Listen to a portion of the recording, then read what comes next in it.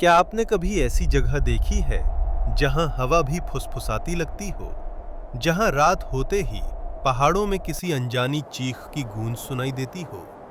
16,000 feet की ऊंचाई पर एक जमी हुई झील है रूपकुंड। और जैसे ही बर्फ पिघलती है, पानी के अंदर से उभरता है हड्डियों का जंगल। ये कौन लोग थे? क्यों इनकी मौत इतनी एक जैसी, इतनी खामोश, इतनी डरावनी है?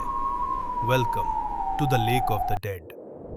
कहते हैं पहाड़ हर आवाज को लौटा देते हैं, लेकिन रूपकुंड में एक बार कोई चीख जाए तो उसकी आवाज वापस नहीं आती, क्योंकि यहां आवाजें दब नहीं जाती, निगल ली जाती हैं। रूपकुंड की पहली खोज 1942 एक ब्रिटिश रेंजर गश्त कर रहा था। उसने जो देखा वो जिंदगी भर भूला नहीं। बर्फ की परत के बीच से उसके जूते से टकराई एक खोपड़ी।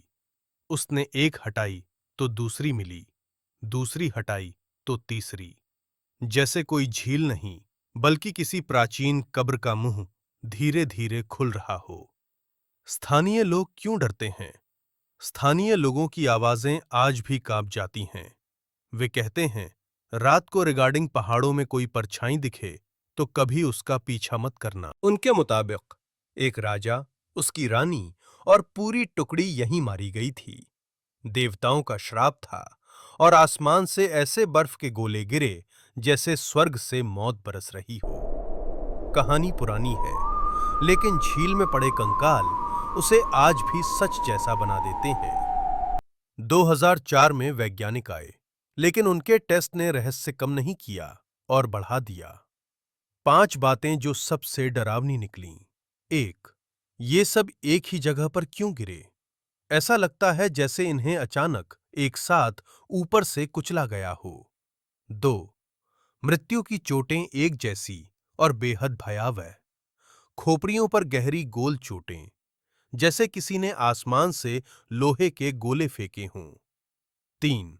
ध्वनि विज्ञान बताता है, इस घाटी में हवा अजीब है। आवाज गूंजती नहीं, गायब हो जाती है, जैसे कोई सुन रहा हो लेकिन दिखता नहीं। 4. कुछ लोग भारतीय नहीं थे।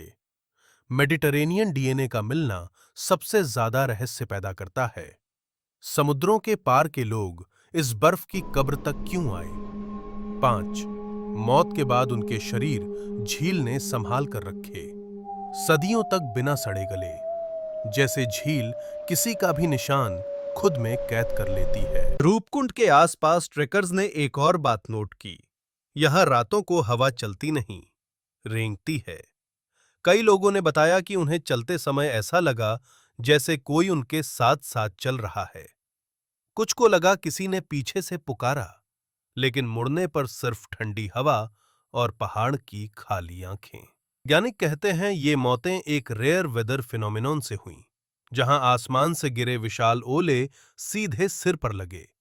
लेकिन सवाल ये है, ओलों की चोटें इतनी परफेक्ट, इतनी सेम कैसे? और ये लोग एक ही जगह खड़े क्यों थे? क्यों नहीं भागे? क्यों नहीं छिपे?